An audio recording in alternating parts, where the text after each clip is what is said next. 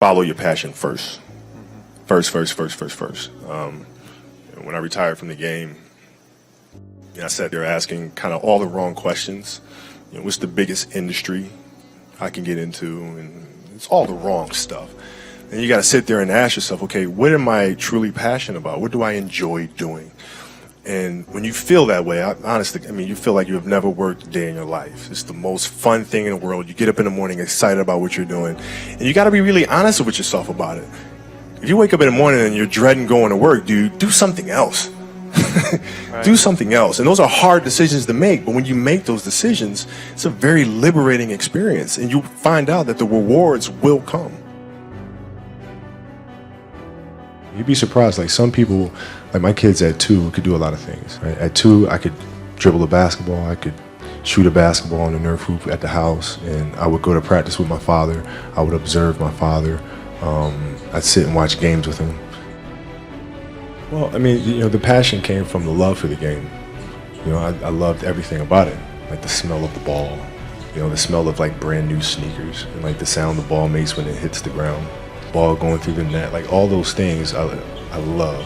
And so the passion comes from that, because once you have that love, you just want to be a part of this thing all the time.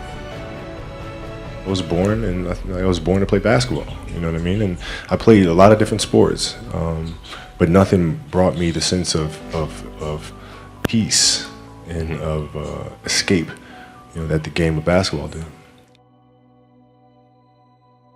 That sports has for life. Sports is the greatest metaphor we have in terms of dealing with life. Because, even if you listen to music will give you guidance, right? That you can then meditate on and think about how you would apply it. In sports, you have to apply it in the here and now. You're faced with challenges moment to moment. You're faced with pressures and anxiety and communication or the lack thereof and all sort of stuff. Like, it's in the moment. So you have to live it. And when you practice those things, you become better at it. But I just feel like in this day and age, our children have become less imaginative about how to problem solve. And parents and coaches have become more directive in trying to mandate or give orders or teach kids how to think and teach kids how to behave and tell them how to behave versus teaching them how to behave. Basketball for me was the most important thing. So everything I saw, whether it was TV shows, whether it was books I read, people I talked to, everything was done to try to learn how to become a better basketball player. Everything. And so when you have that point of view, then literally the world becomes your library to help you to become better at your craft. I growing up in Italy. When I first moved over there, it was, I didn't speak Italian. I didn't have any friends. I had the game of basketball, and through sport and playing soccer, I was able to make friends and build connections. But it was a lot of time spent alone. And when I came back to the States, I wasn't the most athletic kid. I was really scrawny, like really, really skinny, and had like major knee issues because I was growing. So I was the dorky kid with high socks and big old knee pads. I had to look long term. I had to look at it from a long term because I wasn't going to give up on the game. Right. So I had to say, okay, this year I'm going to get better at that. Next year, this, and then so forth and so on. And then patiently I was able to catch them. It's just piece by piece, and it's the consistency of the work, which I feel like a lot of parents are missing today because we're not teaching that to our kids. We tend to say like kids don't want to do the work, but in reality it's us. We're failing them because we're not leading them the right way and teaching them how to fish, you know what I mean? And so like the consistency of work, Monday, get better. Tuesday, get better. Wednesday, get better, right? And you do that over a period of time, not like 1 month or 2 months. It's 3, 4, 5, 6, 7, 8, 9, 10 years, and then you can get to where you want to go. If your job is to try to be the best basketball player you can be, right? To do that, you have to practice, you have to train, right? You want to train as much as you can, as often as you can. So if you get up at 10 in the morning, train at 11, right? 12, say 12, train at 12, train for 2 hours, 12 to 2. You have to let your body recover. So you eat, recover, whatever. You get back out, you train, start training again at 6.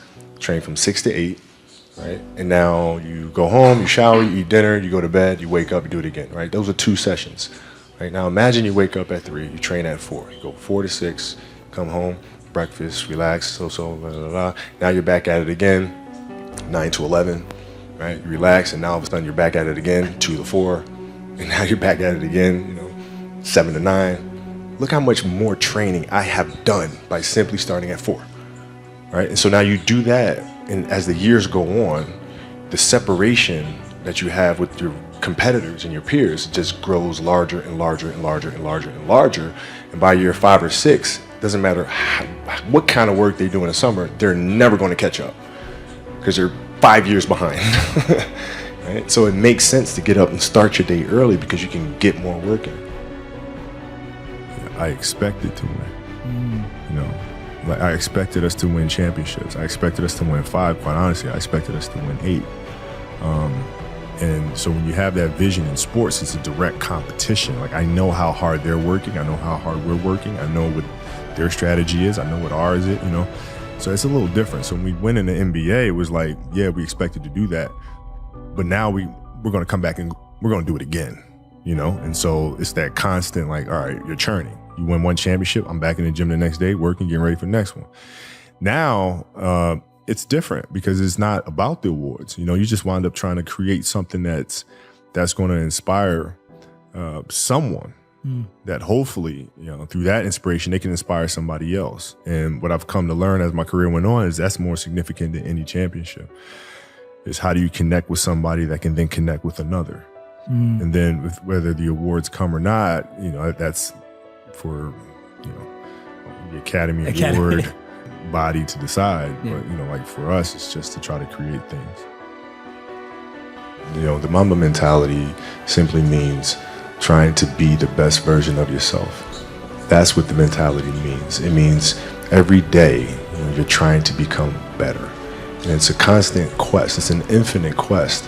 So starting at the age of 2, when I first started playing the game, and on and on and on, I always asked questions. I always tried to get better every single day. I didn't feel good about myself if I wasn't doing everything I could to be the best version of myself. If I felt like I left anything on the table, it would eat away at me. I wouldn't be able to look myself in the mirror. Right? So the reason why I can retire now and be completely comfortable about it, because I know that I've done everything I could to be the best basketball player I could be. And so that's where it comes from for me. You can't leave any stone unturned.